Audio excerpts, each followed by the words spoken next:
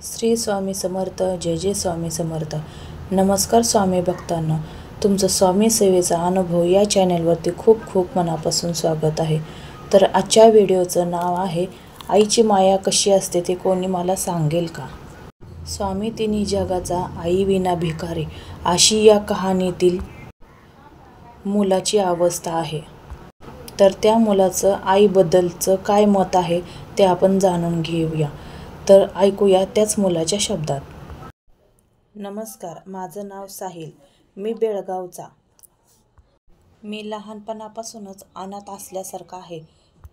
मला आई नाही पण वडील आहेत, तरी देखील मी बेवारस आहे. तो कसा ते मी आता पुढे सांगतो. मी 5वीत असल्यापासूनच बोर्डिंग स्कूलमध्ये राहतो. आता पुढचं शिक्षण देखील शिकण्याची खूप इच्छा आहे, पण मला कोण शिकवतंय की नाही माहीत नाही. कारण मला कोणी घरचे लक्षच देत नाहीत आणि कोण भेटायला देखील येत नाही. कारण मी जन्मताच माझी आई मला सोडून देवाघरी गेली. मी तिला ओळखण्याच्या आतच तिने माझी ओळख तोडली. तिने मला जन्म दिल्या दिल्या माझ्याकडे पाहून हसली आणि माझ्या कपाळाचे चुंबन घेतले आणि डोळे झाकले. पण त्यावेळेस माझे आणखीन डोळे पण उघडलेले नव्हते. तर मी तिला कसा बघणार, ओळखणार? तेव्हापासून मला घरातील सगळे अपशकुनी पायाचा. जन्माला आला आणि आईला गिळलास असं म्हणून सगळे माझा दुस्वास करायचे. माझ्या तर वडिलांनी माझं जरा देखील विचार न करता दुसरं लग्न केलं आणि त्यांच्या दुसऱ्या मुलांचाच लाड करायचे. त्याची सर्व हौस मौज, कपडे, शाळा, चांगलं संगोपन त्यांना व दुसऱ्या आईला फिरायला न्यायचं, असं त्यांचं वागणं होतं. कसाबसा मी 4थीपर्यंत मराठी शाळेत गेलो.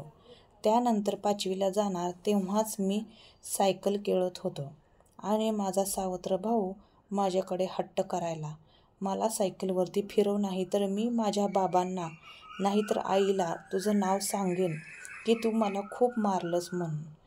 त्या भीतीने मी त्याला सायकलवरती बसवलं आणि त्याला फिरवू लागलो. त्याला खूप मजा वाटू लागली. कसं कुणास ठाऊक त्याचा पाय चाकामध्ये गेला आणि त्याला दुखापत झाली आणि मला माझ्या दुसऱ्या आईने व बाबांनी मला खूप मारलं. तसंही मी जन्मल्यापासून माझे बाबा माझं तोंडही पाहत नव्हते आणि तेव्हा त्यांनी मला राग माझी बॅग भरून माझ्या आजोळी नेऊन सोडली आईच्या आईकडे. तिथं पण 15 दिवस मी राहिलो. मामीची आणि आजीची भांडणे होऊ लागली म्हणून मला मामाने बोर्डिंग स्कूलमध्ये ठेवलं. मी काय आगाऊ नव्हतो किंवा खोडकर पण नव्हतो. मी एकदम शांत स्वभावाचा, समंजस, हुशार, समजूतदार मुलगा होतो. शाळेत तर मला वही पुस्तकसुद्धा कोण देत नव्हतं, डब्बा तर लांबच. मी शाळेतच बनवलेला भात खायचो. पण मी हुशार असल्यामुळे माझा 1ली ते 4थी प्रथम क्रमांक येत होता आणि त्यामुळे मला प्रथम पारितोषिक म्हणून शालेय साहित्य गणवेश मिळायचा. आता 5वीत शिकायचं तर असं झालं. मग काय, बसलो बोर्डिंग स्कूलमध्ये येऊन. बोर्डिंग स्कूलमध्ये भरपूर मुलं होती, पण ती माझ्यासारखी नव्हती. ती खूप आगाऊ होती, अभ्यास करत नसायची. त्यांना वाईट वळण लागलेली, चोऱ्या करणे, खोटं बोलणे, मारहाण करणे, उलटसुलट बोलणे, आंघोळ न करणे म्हणून त्यांच्या आईवडिलांनी स्वतः त्यांना या इथे सोडून गेले होते. पण ते काही मनापासून नाही, त्यांना चांगली शिस्त लागावी म्हणून. मी पाहत होतो त्यांचे आई वडील महिन्याला भेटायला यायचे. येताना पिशवीभर खाऊ आणायचे, घरून छान आईने बनवलेला डब्बा आणायचे. दिवसभर त्यांच्या मुलांजवळ बसून बोलून मग जायचे. जाताना ते रडायचे देखील. मला खूप वाईट वाटायचं. मला पण रडू यायचं. माझे पण आई बाबा असते माझ्याकडे आले असते असा छान आईच्या हातून बनवलेला खाऊ घेऊन, मला तर रडू यायला लागलं की ते आवरतच नसायचं. मी त्यातच निम्मा खचायचो. मग एके दिवशी मी रात्री झोपल्यानंतर माझ्या स्वप्नात एक बाई आली. पण ती झोपीत असल्यामुळे स्वप्न वाटतच नव्हतं, खरोखरच वाटत होतं. तिने मला जेवू वाढलं, स्वतःच्या हाताने भरवलं. तो स्वयंपाक तर खूप रुचकर होता. नंतर पदराने माझं तोंड पुसून माझं डोकं तिच्या मांडीवरती घेऊन डोक्यावरती हात फिरवू लागली. बराच वेळ ती माझ्यापाशी होती. आणि मी तिला सगळं सांगत होतो. बाबा मला असं करतात, दुसरी आई मला तसं करते. नंतर शाळेतील गमती जमती सांगत बसलो आणि ती देखील मला असं शहाण्यासारखं वागायचं, चांगलं बोलायचं, खूप अभ्यास करायचा असं सांगायची. आणि मी तिच्या मांडीवरती डोकं ठेवून सगळं तिनं सांगितलेलं ऐकायचं. तेवढ्यात आमचे सर आले आणि त्यांनी पाठीत एक धपका लावला आणि म्हणाले, पहाटेचे 5 वाजले, उठायचं कळत नाही का? मी लगेच गडबडून जागा झालो. पाहते तो काय, माझ्याजवळ कोणीच नव्हतं. मी उशाला घेतलेली आईची मांडी नसून माझं दप्तर होतं. मला तर काय करावंच कळेना. मी तर खूप मोठमोठ्यानेच रडू लागलो आणि म्हणालो, सर तुम्ही अजून थोडा वेळ मला उठवलं नसतं तर मला माझ्या आईच्या प्रेमाचा हात आणखीन थोडा वेळ माझ्या डोक्यावरती फिरला असता. मला माझ्या आईसोबत आणखी थोडा वेळ बोलणं झालं असतं. माझ्या आईला किती वर्षापासून मी आठवत होतो. कशी दिसत असेल, तिचं बोलणं कसं असेल, ती किती मायाप्रेम माझ्यावर केलं असतं. वाटलं सर तुम्ही मला एक काय खूप मारलं असतं तरी चाललं असतं, पण अशी माझी आणि माझ्या आईची माया तोडायची नव्हती. सर एकतर खरोखर माझ्या आईच्या मायेपासून दूर झालो. तिच्या त्या अमृतधारेची चव देखील मी घेतली नव्हती आणि तेव्हा देवाने नेलं आणि आता तुम्ही मला तिच्यापासून जागं केलं. सर मला माफ करा, मी लहान तोंडी मोठा घास घेतो. मला माफ करा सर, पण हे दुःख काही मला सहन होईना झालेलं आहे. मला खूप आईच्या मायेची यातना होऊ लागली आहे. सर मला सहन होईना झालंय सर. मला माझी आई जवळ घेऊन पुन्हा लांब गेली हा धक्काच सहन होत नाहीये. मी काय करू? त्यानंतर त्या मुलाची तळमळ पाहून सरांना देखील रडायला आलं आणि त्यांना पश्चाताप होऊ लागला. बिचाऱ्या मुलाला आपण उगाच मारून झोपेतून जागं केलं. त्याला खरोखर नाही तर स्वप्नात तरी आईची माया भेटत होती. हे पाप मी कसं सहन करू? असं म्हणून ते सर देखील माझी तळमळ पाहून रडू लागले.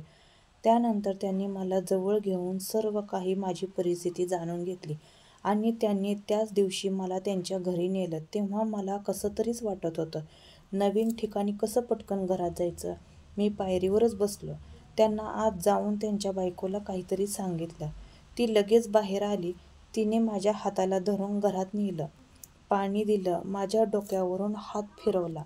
अगदी माझ्या आईने स्वप्नात येऊन फिरवला तसा, की लगेच मला माझ्या स्वप्नातल्या आईची स्पर्शाची आठवण झाली. ते स्वप्न पडलं होतं. तेव्हापासून माझं मनच लागत नव्हतं कशातच. त्यानंतर त्या काकूंनी मला सांगितलं, आजपासून तू आमच्यातच राहायचं. मला थोडंसं अवघडच वाटलं. काकू मी बोर्डिंगमध्येच बरा आहे, कारण तिथं माझी आई येते ना भेटायला मी झोपल्यावर. माझं हे वाक्य ऐकून त्या काकूंच्या डोळे पटकन पाण्याने डबडबले. त्या काकू म्हणाल्या, बाळा आजपासून तू आमच्यातच राहा. आम्ही तुला चांगलं सांभाळू. बरं ठीक आहे म्हणत मी तिथेच राहिलो. त्या काकूंच्यात एक फोटो होता. एक हिरवी साडी, डोक्यावरती टोप, अंगावरती विविध प्रकारचे अलंकार आणि त्या फोटोतील जी बाई होती ती हुबेहूब माझ्या स्वप्नात आलेल्या आईसारखी होती.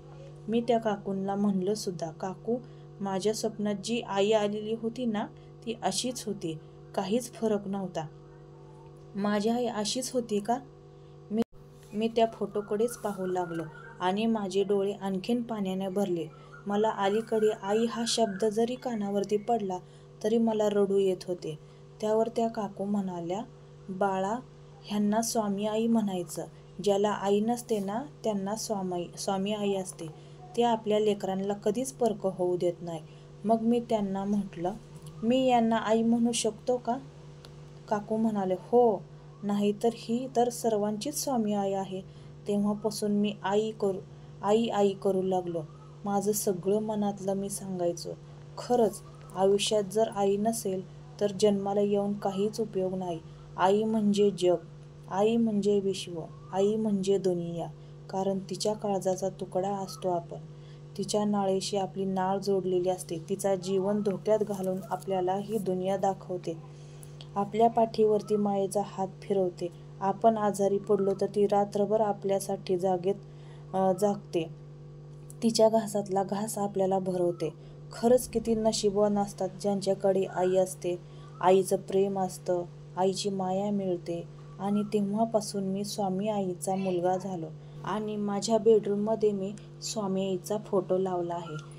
तिच्या पाया पडल्याशिवाय, तिचा आशीर्वाद घेतल्याशिवाय मी बाहेरच पडत नाही आणि रोज तिच्याच फोटोपुढे मी झोपत असतो. म्हणजे जणू काही तिच्या मांडीवरतीच डोकं ठेवून झोपलो आणि तिचा मायेचा हात माझ्या डोक्यावरून फिरतो आहे असंच भास होतो. तर आजचा व्हिडिओ पाहून खूप रडायला आलं. आयुष्यात एक वेळेस काही नसलं तरी चालेल, पण आई पाहिजे. आई विना जन्म वाया. आयुष्यात सर्व गोष्टी भेटतील, पण आईची माया कधीच भेटणार नाही. तर आजचा व्हिडिओ कसा वाटला ते नक्की कमेंटमध्ये सांगा आणि लाईक, शेअर, सबस्क्राईब करायला विसरू नका. सर्वांना श्री स्वामी समर्थ.